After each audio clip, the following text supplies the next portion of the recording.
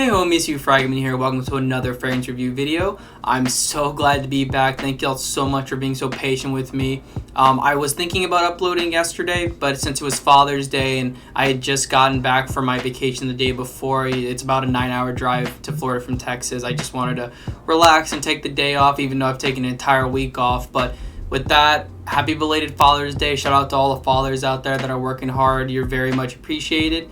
And again, thank y'all so much for being patient with me. I know it's been over a week and I usually upload every week, but I think uploading on Mondays now instead of, I believe it was like Thursday, Friday, will be a lot better for me personally, because Mondays are usually very chill, strangely enough, because it's Monday. But yeah, vacation was awesome. Got some sun, caught some fish, caught like 10 fish actually. Got to really enjoy the weather, even though it was kind of hit or miss, sometimes rainy, sometimes sunny. Highly recommend Destin if y'all never been before. It's such a beautiful place to visit.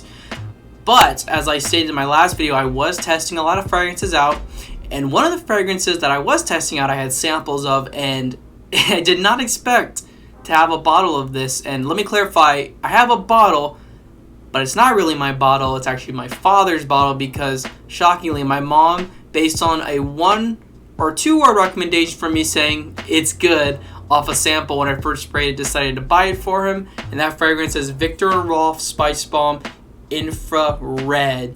So I hadn't even tested this when I mentioned to her that I thought it smelled good, because I went off of first smell, and off first smell it's very good because it's Spicebomb. Spicebomb is usually good. I don't think they have a arguably bad fragrance. I guess you can argue one of the, I forget what it's called already. The one with the EDP, I can't remember, the green one.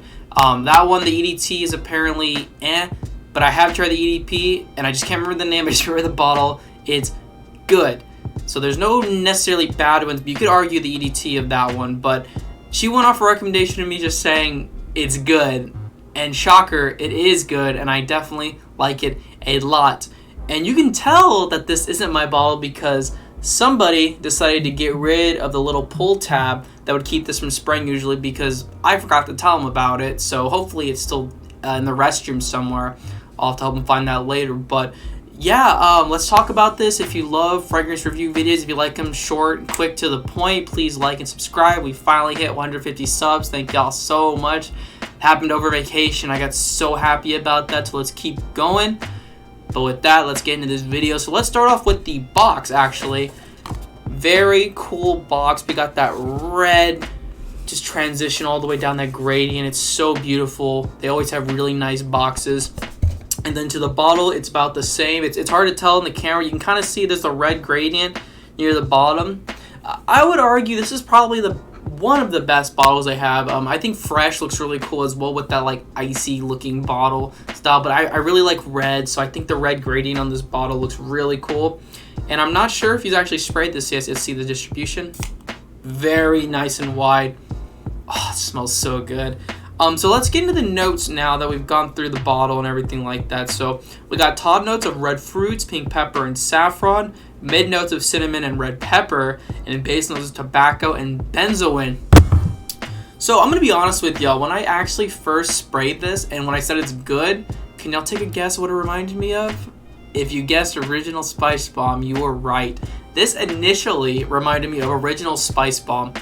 Being it's an eau de toilette, it didn't smell initially as rich as the eau de parfum version of Spicebomb, Spicebomb Extreme, which is my personal favorite, but this is actually a very close second. I'll explain why. It reminded me of that EDT, original EDT, which is amazing. It's very sweet, spicy, although, and this is the although, while it is very spicy, it is fruity, and I think that's what did it for me. The fruits off the top are so sweet, and it smells awesome. And y'all, I mean, this is an eau de toilette. I got nearly no alcohol smell from this, which is pretty rare for eau de toilette because there's a higher concentration of alcohol to oils, basically. It's fruity, and I can smell in the air right now. The red fruit smells so freaking good, mixing with the pepper and the saffron. Oh, it smells amazing. And then when we get to the mid, that's when the spiciness really kicks up with the cinnamon and the pepper. The cinnamon balances out that sweetness of the red pepper, which I don't know if I've ever smelled a fragrance of red pepper in it before, but it's a sweet spiciness that it's very pronounced. And I'm going to say this straight up. If you want to wear this in the summer, be careful because it is very sweet and spicy. But it's okay. I don't think it's as bad as the Extreme and the original 12. I feel like if you're going to wear the summer night out, where it's not like overly disgustingly humid and hot like it is here in Houston, I think you can do it. I think you can pull it off. Just hold back on the sprays a bit because the fruitiness is very pronounced, and I think it lends to not push the spiciness back, but I guess down a bit, so it's more wearable. And I think that's where this fragrance is going to find its niche. It's not going to be super crazy out there just like the Eau de Toilette and the Extreme version are. I think it's going to reach a wider audience with that fruitiness, which I know I keep saying that, but it's very important to recognize this is a fruity, sweet, spicy fragrance. The other ones never came off as super fruity to me. They always came off as sweet and spicy, hence the name Spicebomb. And that spiciness is still there, and it carries on to the base with the tobacco and benzoin, finishing it off with that warm, sweet benzoin, which I think a lot of people really love benzoin, especially women. They love the sweet, subtle smell of benzoin. It really sits great on your skin. And speaking of sitting on your skin, I got okay performance with this. I remember a while back I mentioned just kind of offhandedly that people were saying this doesn't have great performance. I would say it's okay performance. I got like 6 hours or so of longevity. I got like maybe 2 hours of projection with it never 100% becoming a skin scent. It's more of a intimate scent for me personally, but it's not like a straight skin scent. You know, it will hover above, giving you a nice little cloud, but it will be close, which is not bad for a scent like this. You want to be nuzzled up. If you want your girlfriend or significant other nuzzled up to you, and this would be the perfect scent for that, in my opinion. It kind of fits the same vein of like the one EDP in that regard.